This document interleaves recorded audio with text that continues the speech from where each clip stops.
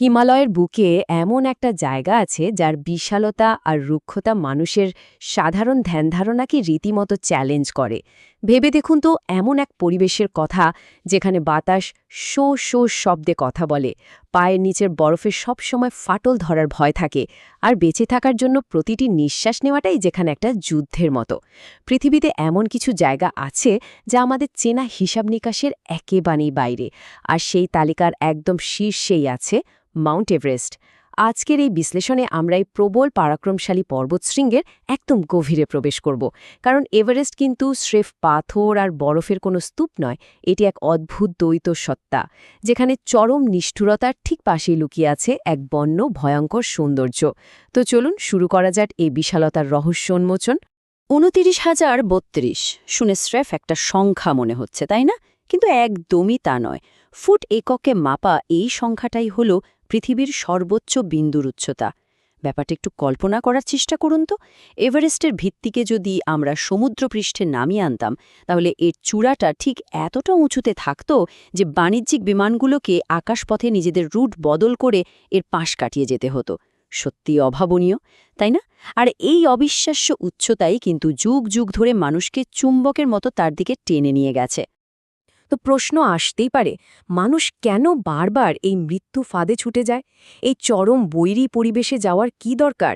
এই প্রশ্নের সবচেয়ে নিখুঁত আর বিখ্যাত উত্তরটা দিয়েছিলেন ব্রিটিশ পর্বতারোহী জর্জ ম্যালেরি। তিনি বলেছিলেন, কারণ এটা ওখানে আছে। ব্যাস, এই ছোট্ট একটা বাক্য, কিন্তু এটাই মানুষের দুর্নিবার আকাঙ্ক্ষা আর পর্বতজয়ের অদম্য নেশাকে চমৎকারভাবে বুঝিয়ে দেয়। এভারেস্ট আসলে কেবল ম্যাপে আঁকা একটা ভৌগোলিক স্থান নয়, বরং এটি মানুষের উচ্চাকাঙ্ক্ষা আর জেদের এক চরম পরীক্ষা। আচ্ছা, মানুষের এই অদম্য সাহসিকতার ইতিহাস জানার আগে একটা জিনিস তো জানা দরকার। এই বিশাল দৈত্যের জন্ম হলো কিভাবে? চলুন এভারেস্টের সৃষ্টির সেই আদি গল্পটা একটু দেখে নিই। ভৌগোলিক পরিচয়ের পাশাপাশি এভারেস্টের কিন্তু দারুণ দুটো ভিন্ন সাংস্কৃতিক পরিচয়ও আছে। পর্বতটি মূলত দুটো ভিন্ন জগতের ঠিক সীমান্তে মাথা উঁচু করে দাঁড়িয়ে আছে। এর উত্তরে রয়েছে তিব্বত, বরফ আর বাতাসের রাজত্ব। তিব্বতীরা একে ডাকে চোমলুংমা বলে, যার মানে হল বিশ্বের মাতৃদেবী। অন্যদিকে দক্ষিণে হল নেপাল, যেটা আধ্যাত্মিকতা আর পর্বত আরোহীদের দেশ। নেপালিরা একে ভালোবেসে ডাকে সাগরমাতা, অর্থাৎ আকাশের কপাল। এ নামগুলো শুধু একটা জায়গাকেই নির্দেশ করে না, বরং পাহাড়টার যে একটা পবিত্র আর বন্য আভা আছে সেটাই বুঝিয়ে দেয়। এটা এমন একটা জায়গা যাকে কোনো সাধারণ ফিতা দিয়ে মাপা সম্ভব নয়। সবচেয়ে চমকপ্রদ তথ্যটা কি জানেন? এই এভারেস্ট কিন্তু চিরকাল এখানে ছিল না। আজ থেকে প্রায় ৫ কোটি বছর আগের কথা। তখন ইন্ডিয়ান এবং ইউরেশিয়ান প্লেটের মধ্যে এক ভয়ঙ্কর সংঘর্ষ হয়, আর এই প্রবল ধাক্কার ফলেই পৃথিবীর ভূত্বক ভাঁজ হয়ে ওপরের দিকে উঠতে শুরু করে। ঠিক এভাবেই জন্ম নিয়েছিল হিমালয় পর্বতমালা, আর এভারেস্ট শুরু করেছিল আকাশের দিকে তার দীর্ঘ যাত্রা। সবচেয়ে অবাক করা ব্যাপারটা হলো, এই ভূতাত্ত্বিক প্রক্রিয়াটা কিন্তু এখনও থেমে নেই। অবিশ্বাস্য হলেও সত্যি যে এভারেস্ট এখনও প্রতি বছর কয়েক ইঞ্চি করে বড় হচ্ছে। ভূতত্ত্বের প্রাচীন গল্প তো হলেও এবার আসি মানুষের কথায়। চলুন দেখি কিভাবে এক প্রাণঘাতী পরিবেশেও মানুষের অদম্য জেদ আর রোমাঞ্চের নেশা তাদের টেনে নিয়ে গিয়েছিল এই চূড়ার দিকে। মানুষের এই রোমাঞ্চকর আবার একই সাথে চরম ট্র্যাজিক যাত্রা শুরুটা ১৮৫৬ সালে। সে বছর পিক 15 আনুষ্ঠানিকভাবে পৃথিবীর সর্বোচ্চ শৃঙ্গ হিসেবে স্বীকৃতি পায়। এরপর ১৯২১ সালে জর্জ ম্যালোরি তিব্বতের দিক থেকে প্রথমবারের মতো একটি সম্ভাব্য রুট ম্যাপ করেন। এরপর ১৯২৪ সালে ম্যালোরি আর তার সঙ্গী অ্যান্ড্রু আরভাইন চূড়ার দিকে এক মরিয়া যাত্রা করেন ঠিকই, কিন্তু দুর্ভাগ্যবশত তারা চিরতরে হারিয়ে যান ওই বিশালতায়। এরপর বহু বছর কেটে যায়, আসে বহু ব্যর্থতা। অবশেষে ১৯৫৩ সালে ব্রিটিশ দলের অংশ হিসেবে নিউজিল্যান্ডের এডমান্ড হিলারি এবং স্থানীয় শেরপা তেনজিং নোরগে সফলভাবে চূড়ায় পা রাখেন। তেনজিংয়ের কাছে এটা কিন্তু শুধু একটা বিজয় ছিল না, এটা ছিল তার নিজের বাড়ি। চূড়ায় পৌঁছে তাই তিনি পাহাড়ের দেবতাদের উদ্দেশ্যে বিস্কুট ও মিষ্টি পুঁতে রেখে এসেছিলেন। কিন্তু ওপর থেকে এই সাফল্যের গল্প যতটা চকচকে মনে হয়, বাস্তবের লড়াইটা ঠিক ততটাই নিষ্ঠুর। এভারেস্টে আরোহণ করাটা শুধু গায়ের জোরের ব্যাপার নয়, এটি আসলে মানুষের জীববিজ্ঞানের সাথে প্রকৃতির টিকে থাকার এক নির্মম লড়াই। আরোহীদের মূল চ্যালেঞ্জই হল অ্যাক্লিমাটাইজেশন বা ওই ভয়ঙ্কর পরিবেশের সাথে শরীরকে মানিয়ে নেওয়া। বেস ক্যাম্প থেকে যাত্রা শুরু হয়, এরপর আসে ক্যাম্প 1, যা আক্ষরিক অর্থেই বরফের নিচে লুকিয়ে থাকা ভয়ঙ্কর সব ফাটল বা ক্রেভাসে ভরা এক হিমশীতল নরক। ক্যাম্প 2তে গেলে কিছুটা বিশ্রামের সুযোগ মেলে, কিন্তু ক্যাম্প 3তে পৌঁছানোর পর পরিস্থিতি পুরোপুরি বদলে যায়। ফুসফুস তখন একটু বাতাসের জন্য রীতিমতো হাহাকার করতে থাকে, এমনকি সেখানে ঘুমানোটাও ভীষণ বিপজ্জনক হতে পারে। আর সবশেষে ক্যাম্প 4, চূড়ায় যাওয়ার আগের শেষ ক্যাম্প। এটি এক চরম বৈরী এবং প্রাণহীন প্রান্তর। বুঝতেই পারছেন, প্রতিটি ধাপ মানুষকে তার শারীরিক সক্ষমতার একেবারে শেষ সীমায় নিয়ে দাঁড় করায়। আর ঠিক ক্যাম্প 4-এর উপরেই শুরু হয় সেই ভয়ঙ্কর ডেথ জোন। 26,000 ফুটের উপরের এই অঞ্চলটাকে কেন ডেথ জোন বলা হয় জানেন? কারণ সেখানে অক্সিজেনের পরিমাণ এতটাই কম থাকে যে মানবদেহ স্রেফ বেঁচে থাকার তাগিদে নিজের কোষগুলোকেই ধ্বংস করতে শুরু করে। রক্ত ঘন হয়ে আসে, পেশিগুলো মৃত্যুর কোলে ঢলে পড়ে, আর মস্তিষ্ক ঠিকমতো কাজ করা বন্ধ করে দেয়। এখানকার প্রতিটি পা ফেলা মানে নিজেরই শারীরিক সীমাবদ্ধতার বিরুদ্ধে এক অসম যুদ্ধ চালিয়ে যাওয়া। মানুষের জন্য এই পরিবেশ চরম বৈরী আর অসহায়ত্বের হলেও প্রকৃতি কিন্তু তার কিছু সৃষ্টিকে ঠিক এই চরম পরিবেশের জন্যই নিখুঁতভাবে তৈরি করেছে। চলুন পাতলা বাতাসের এই মহারাজা বা প্রকৃতির বিস্ময়গুলোকে একটু চিনে নিই। ভেবে দেখুন, মানুষ যখন এত আধুনিক প্রযুক্তি আর অক্সিজেন ট্যাঙ্কের ওপর নির্ভরশীল, তখন ইয়াক বা চমরি গাইগুলো কিন্তু কেবল তাদের প্রাকৃতিক শারীরিক গঠনের জোরেই সেখানে দাপিয়ে বেড়ায়। এদের রক্তে প্রচুর পরিমাণে হিমোগ্লোবিন থাকে, যা ওই পাতলা বাতাসেও অনায়াসে শ্বাস নিতে সাহায্য করে। এদের শরীরের ঘন লোম একেবারে মাটি পর্যন্ত ঝুলে থাকে, আর ছোট নাকের ছিদ্র শরীরের মহামূল্যবান তাপ ধরে রাখে। শুধু তাই নয়, মায়োগ্লোবিন সমৃদ্ধ পেশি এদের দেয় অফুরন্ত শক্তি, আর চওড়া খুরের কারণে বরফ বা পাথরে পথে এরা দারুণ স্থিতিশীলতা পায়। এরা এভারেস্টের বাধা মানে না, বরং বলা যায় এভারেস্ট এদের সাদরে গ্রহণ করে নিয়েছে।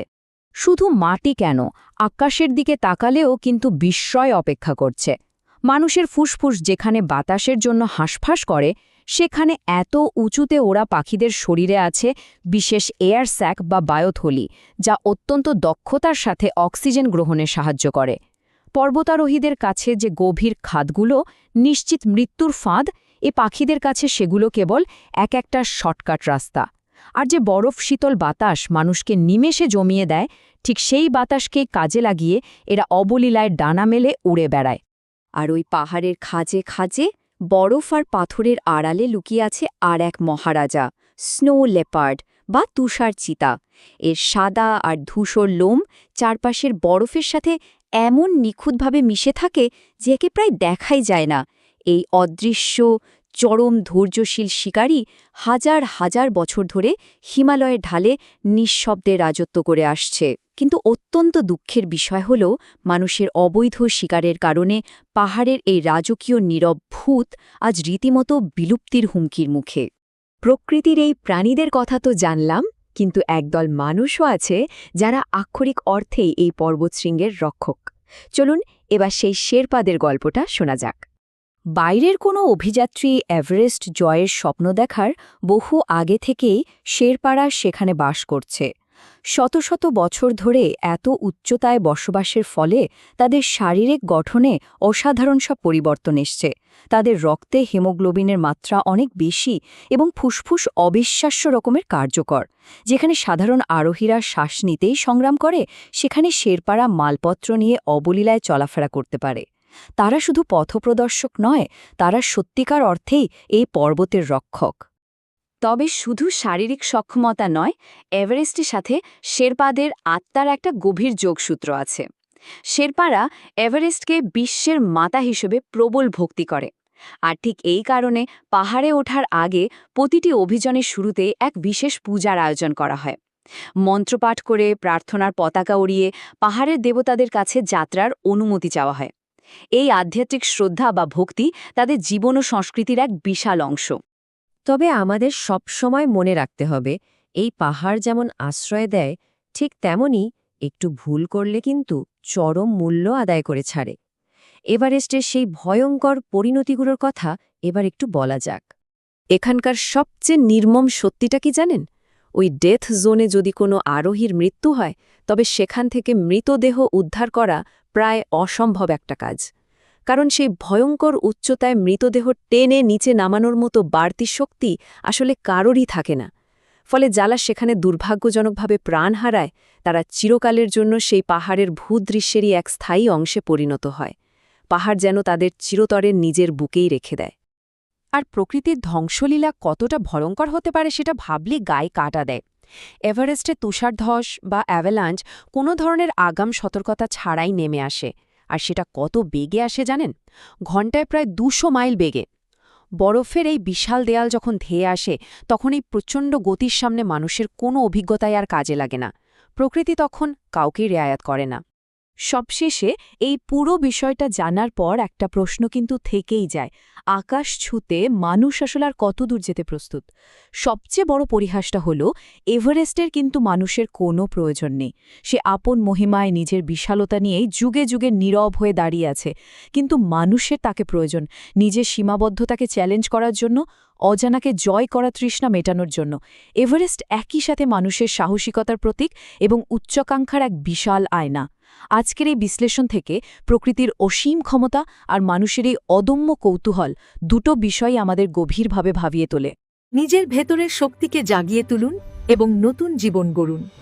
আমাদের চ্যানেলটি লাইক, শেয়ার এবং সাবস্ক্রাইব করুন।